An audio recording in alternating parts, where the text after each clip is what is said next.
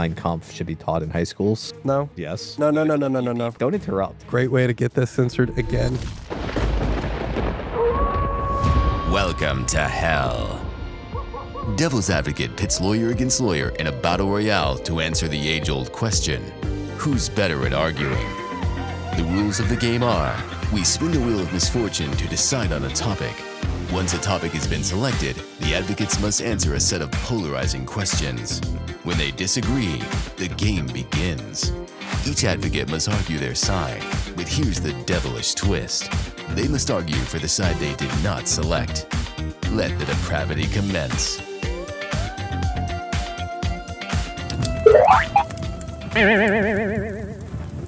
Bring that echo voice in. I was actually thinking it'd be a pretty funny segment. I was going to do it with a guest, but we don't have any guests.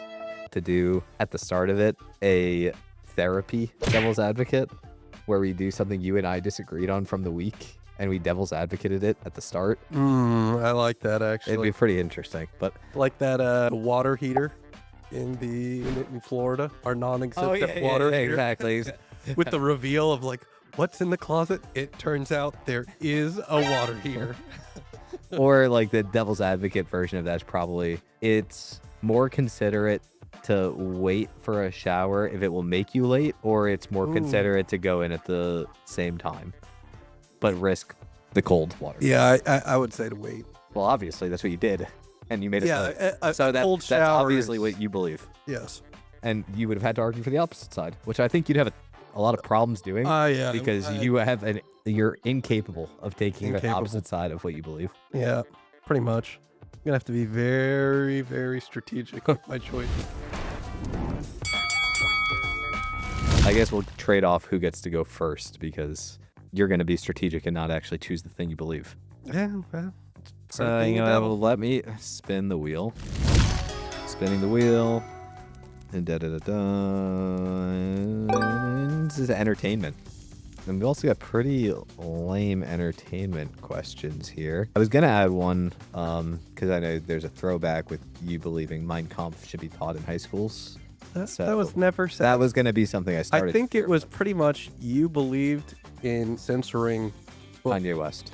No, I believed in censoring Kanye West. I'm against it. Right. You can't censor anything. You wanted to teach Mein Kampf, and you had a whole argument for why they should teach it, because they didn't see the opposite side. No, I'm saying if there is a class where a text that would typically be censored is relevant, then it makes sense. These questions are really bad. I'm going to move to the next category. Okay, spinning the wheel. Marketing. Which is the better position, having a generic brand focused on billboard advertising, or having an extremely differentiated brand focused on digital? If I had to argue one, I'll go with differentiated on digital. I feel the same way. SEO is the most important marketing channel for law firms to concentrate on. Yes. All right, no. Okay. Trigger the music. SEO is definitely not the first place that law firms need to focus. Everybody needs cases in the door so they can pay for everything else. It's important that you've got your ads properly configured. It's important that you've got your website properly set up, which will affect your SEO, but it's also going to have heavy impact on kind of all your other channels. I would say if you're thinking SEO, you're thinking long-term, right? At the end of the day, SEO is long-term, and there are better mediums for long-term investment. I think it depends on the period of time. So if this was taking place today, maybe so. But if you roll back the wheel like 10 years, 20 years, it probably is the best channel. And I also think it depends on the case type. There are certain case types that just have a higher percentage of the cases coming from SEO or digital search in general. So a perfect example of this would be asbestos litigation, where a majority of those cases are going to come from search, and they're going to come from organic search. So if you look at that case type, SEO is like far and away the best channel. But you also said today SEO is not the best channel. 20 years ago. Depends. It depends. So today you have $50,000 to invest. Let's say for asbestos litigation, yeah. You have $50,000 to invest per month. You've got a big budget per month to invest. You're investing in SEO? Well, that's a different question. For the majority of people who don't have that budget, it might be the only No, chance. I'm saying you have that budget. You have $50K a month to spend in marketing for asbestos. For asbestos, you probably just don't have a big enough budget, period. So you would not spend it on SEO. I probably would do local SEO, depending on where I You would was. spend all 50 on local A SEO. good portion. How much is a good portion? The most important portion. The largest portion. So I would might say- go in like 30K on SEO for local. You might go in for that 30K on SEO. If I had 50K a month and I wanted to grow my asbestos practice, I would not spend a penny on SEO. I would build out the best PPC landing pages I possibly could. I'd bid on medical terms. I'd try and get some percentage of that traffic, and I'd convert it. I probably wouldn't do either of these. I would probably do You lose. Steve Let's move to the next one. AI-generated content is perfectly fine for law firms. No. Yeah, no. 15K is a reasonable price for a law firm website. Yes. Yes. A lot of hesitation there. Yeah. To be honest, I was going to say no and take the stance that it should be more. I think you pay less than 15K for a website, you get what you pay for. But I didn't want to make that argument. You're a coward. Problem is, these questions aren't specific enough. Oh, like it should say 15,000 is the most you should pay for a website. No, it should give an example of a firm in a certain market, their case type, all that. Like for most firms, it might be too much, but for any firm in PI, Why do you have a problem with generalizations? Because there's not a great answer for it. Which means you have a problem with generalizations. Every lawyer should understand how to use social media to spread brand awareness for their firm. No. I agree. No. Law firm marketing has improved the public's access to legal representation. If you include advertising in there, definitely. I would include advertising in there. Yeah, yes. In 20 years, there will be fewer firms than there are today. Yes. I think we're going to see a lot of consolidation. I'm going to go no. Because this is not PI firm specific. We said fewer firms. And a huge percentage of firms are solos. So I'm also giving you these arguments right now because I said, Yeah, So, I'd say going I yes. don't like that I have to argue the other side of this. This is a... well, you do.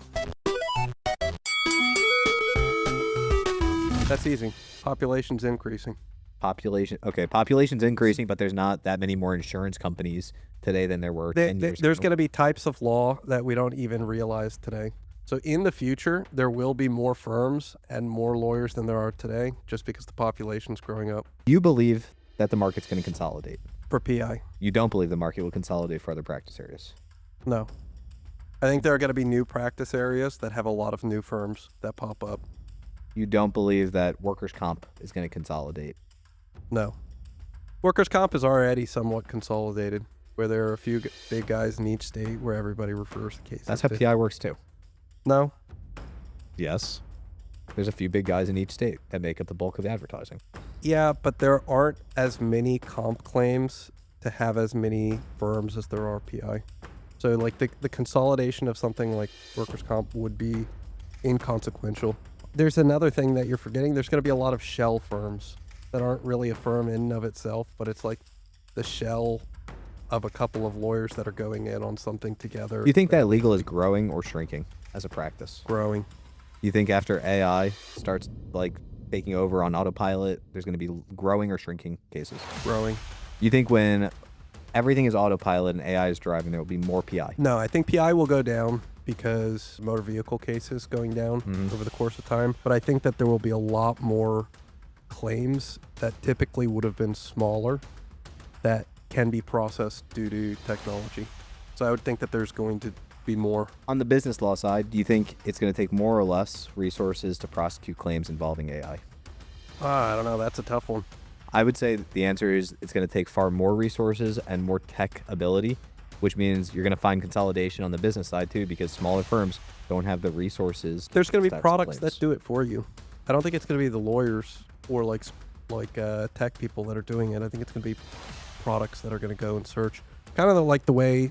Even if that's true, that's going to lead to consolidation in some form of that side of the practice too. There are going to be more claims that are viable because the claims that are not viable today, because it takes too much time to do the claim, opens up because you can process more claims that are smaller if you've got technology that helps do the work. But the firms that can afford that technology will probably be the bigger firms. I think all firms will be able to. Like, what legal tech today can most firms not afford? I think there's a lot of legal tech today that, like, a lot of firms are turned off by even-ups because it's too expensive on the pre-lit side. A lot of firms they can't afford, like, the same level of legal research software that other firms can. Like, Lexis is very expensive. So I think there's a lot of tech that smaller firms don't purchase today because of price. I don't know. The subscription price for a lot of these things is not very high. And I think it does get tricky, though, because it's hard to say how much business the average solo within each practice area is really bringing in. Like, I think there are a lot of struggling solos out there, but I also think that software prices are just generally cheap. I think everything that we're seeing points towards legal consolidating and there being less firms in the future than there are today. Like, things like AI making driving safer, AI making work smarter, potentially bigger firms like growing in expertise because they have access to big data and AI. All of these things point towards there being fewer firms. Has Big Law grown or no? Oh, I have no idea. So how do we know that side of the... Oh, this we is have a no real idea. Trumpy debate. Can you tell me that Bill Clinton wasn't it primarily in Epstein files? Great way to get this censored again. I don't know, but I do. We can bleep. Okay, let's move on to the next. I don't know that we found any resolution, but I don't know what else there is to say. What? Bro, what are you talking about, man? Last one in this category: should lawyers be able to advertise in states they are not admitted to practice? Think about it. No. Part of me wants to say yes, but only so you have to argue the other side. I'll say no also. Okay, I'm gonna spin the wheel. Business. Oh, okay. Conferences are the best networking events. Oh. Yes. Oh, damn it. I have to argue for conferences now. Yeah. No! God, please, no! No! Well, I don't know that I made this any easier on myself because I truly believe that. And I'll tell you why. Well, actually, no, I can't tell you why. You can take the opposite side of this. If you No, like. I can take the opposite. Do you want to argue for conferences? No, I truly believe conferences are the best networking events in our industry. I'm going to take the opposite side of it because that's how the game works. I think conferences suck for networking. And the reason I believe that is most people are not built for networking. Yes, there are a few Bob Simons out there who can network like nobody else. Most people aren't that. Most people go in knowing nobody, are intimidated by a small group of people knowing everybody, and they end up not making any connections. And that's the majority of people at legal conferences. I actually don't even know that I think that that's like siloed to legal. I think that's the case for most networking events, like conference events, but that's my general opinion. Add on top of that, that conferences, especially in legal, host some pretty unsavory displays. There's certain activities that probably don't belong in a professional setting that just happen because people are desperate to win business. All these combine to make me believe conferences are bad networking events. I don't understand how that would make it a bad networking event. So I think, one, you're going to have that dynamic where people who are good at something win the lion's share in anything we're talking about. So if it's at a conference, the people that do well there do extremely well. So that's not really a point against conferences not being a good networking event. It just might not be for most people. Those most people also probably won't be able to network anywhere else either. So it's like natural dynamic that you will see with those sort of things. Conferences allow you to have the largest amount of people in one space at a time. So per unit of time, it is probably the best you could do. And that's why the prices are so high. That's why they could charge vendors $20,000 for a booth and attendees $3,000 a ticket. They wouldn't go if it didn't work. Okay, there's a couple of things to unpack there. The first is you said for the majority of people, it probably won't work. The lion's share No. people who do this well. The lion's share will go to the winners in anything, whether it's digital ads, whether it's whatever. The people that do it best are going to get the volume. The same is going to be true in person. People who are very social or people who have a brand, which that wasn't necessarily because of the conference or not, because they are branded and they. I agree with you. The people who are very good at it will do the best. Most people aren't very good at it. For the people who are, It doesn't make the conference any less worse. It doesn't. You're right, but it makes them not good networking events for the majority of people. That's not really what the question was, though, was it? It is what the question is. It says conferences are the best networking events. What would be a better networking event? Okay, if you are agreeing that most people are not going to perform well at a conference because they don't do well in a setting like that, if that's what you're conceding, which it sounds like you are. I'm not. So I'm going to assume that you It doesn't have concede it because any you did concede definition. it. What do you mean? When you say don't do well, what do you mean?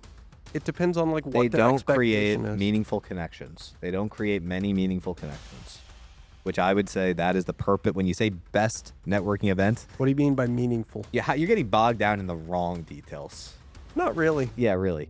Meaningful. Okay. Either close personal relationship or developing a professional relationship that yields fruit in the future. That's what I would say is a meaningful connection. Oh yeah, I disagree. Of course you do. You're on the opposite across side. the You need to disagree. My point is you're saying that it is the majority of people will not be good in those settings. You've conceded that point. And No, you're saying the lion's share you're will go saying to the opposite. No. I'm you're saying saying there are no, people- you're saying the lion don't interrupt. You're saying the lion's share will go to the people who are very good in those settings, just like on digital and any other in any other setting. Let me frame it in a way you understand better. Your expectation for the conference is probably off. Yeah. There are other people that do very well. It doesn't make the conference any. You're Better or answering the worse. wrong question. I think it's your a- expectation. You're answering the wrong question. You're saying, oh, I have to be on a sales call. Okay, wait. Bobby had to run off to a sales call. He never came back. So I guess we accidentally committed to the full hell theme by leaving you hanging like this. But don't worry, the chaos continues. Stay tuned for the next episode, where things in hell will, let's just say, develop.